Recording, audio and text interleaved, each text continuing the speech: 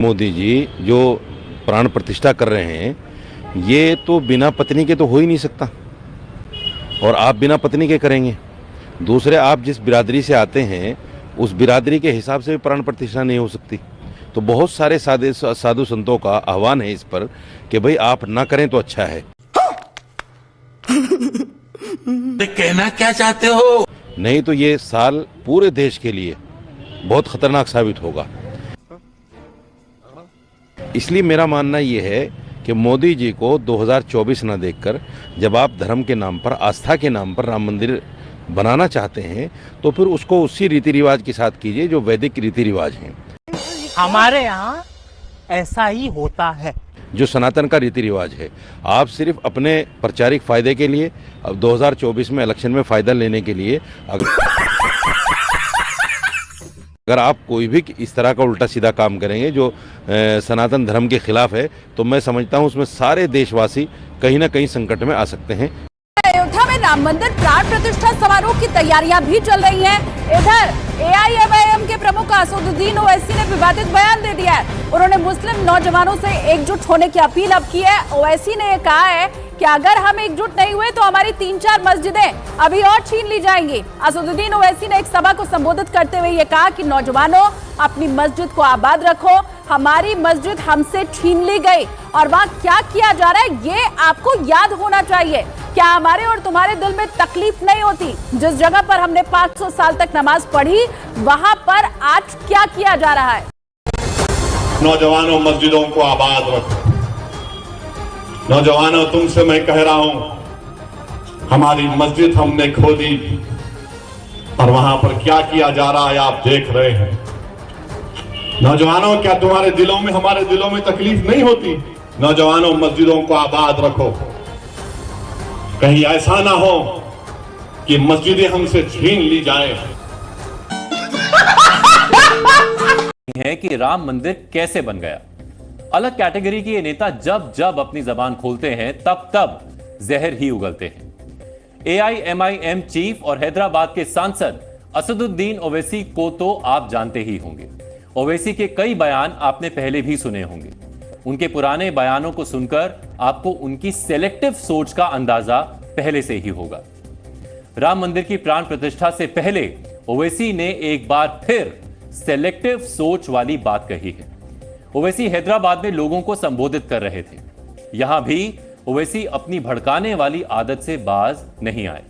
लोगों के सामने AIMIM चीफ ओवैसी ने जमकर जहर उगला, भड़काऊ बातें कही। ओवैसी ने इशारों इशारों में अयोध्या ढांचा विध्वंस का जिक्र भी किया।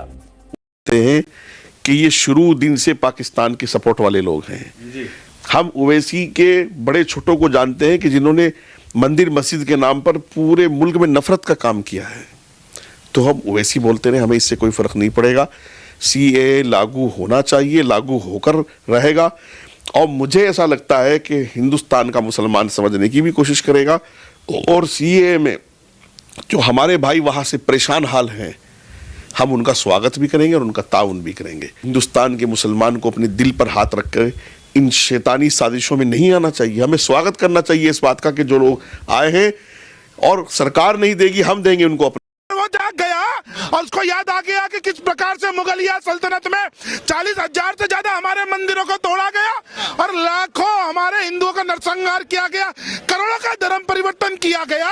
और उसका बदला लेने यदि हमारे देश का युवा उठ खड़ा हुआ तो तुम्हारे लिए भागने के लिए जमीन कम पड़ जाएगी कि अभी तो अयोध्या तो झांकी है और काशी मथुरा बाकी है। हम लोग ज्ञानवापी में भी लेंगे, हम लोग मथुरा भी लेंगे। और एक और बात बता दूं मैं आपको ओवैसी कि हम भोजशाला के अंदर हमारी सरस्वती माँ का जो जन्म स्थान है उसको भी लड़कर लेंगे, हर जगह खुदवाएंगे और खुदवा कर तुम्हारी असलियत दिखाएंगे। आईना जब भी उठाया करें, पहले देखा करें फिर दिखाया करें। बाप ना माने बेडकी और बेटा तीरंदाज। जिनकी दादी ने देश के अंदर आपातकाल लगाया हो, 100 से ज्यादा सरकारें जो हैं वो बर्खास्त कर दी हो चुनी हुई। जिन्होंने इस देश के लोकतंत्र की हत्या की हो, जेल में डाल दिया हो पूरे विपक्ष को, वो लोकतंत्र की बात करेंगे। दान में इनको मुल्क दिया हमने पाकिस्तान, और भीख में हिंदुस्तान की नागरिकता दे दी इन लोगों को हमने। वरना इस देश का जो विभाजन हुआ था वो हुआ था केवल धार्मिक आधार पर कि हिंदुओं का हिंदुस्तान होगा और मुसलमानों का पाकिस्तान होगा। 22 तारीख को रामलला आ रहे हैं, उससे पहले तमाम विवाद उठ रहे हैं। उनको लेकर एनसीपी नेता से लेकर तमाम विपक्षी नेता जो है उन पर सवाल उठा रहे हैं। और श्री राम जो है वो खाली सनातन धर्म के लोगों के नहीं है, हमारे भी पूर्वज हैं, हम श्री राम के वंशज हैं। हमारी जागरूकता आगे, हम जय सिया राम कहने से भी नहीं घबराएंगे। अच्छा। जय सिया राम।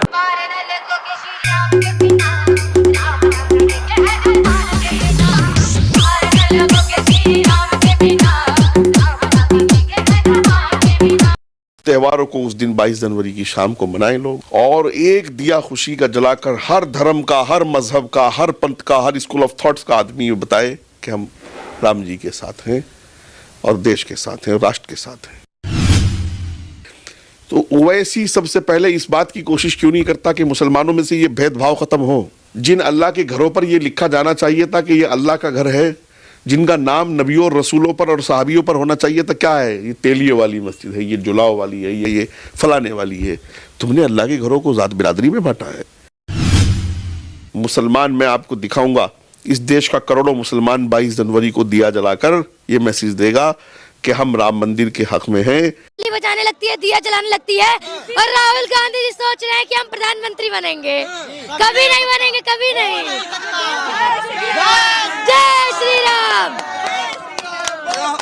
राहुल गांधी क्यों नहीं प्रधानमंत्री? देखिए, जब 70 साल उन्हें दिया गया था तो कुछ नहीं किए। देखिए उनकी पार्टी ने क्या किया, आप ही बताइए। कुछ नहीं किए, वो सिर्फ पूरे देश का पैसा लूट रहे थे। आज देखिए ये जो अयोध्या दिखी जा रही है, हमारे बचपन में ये सब नहीं था।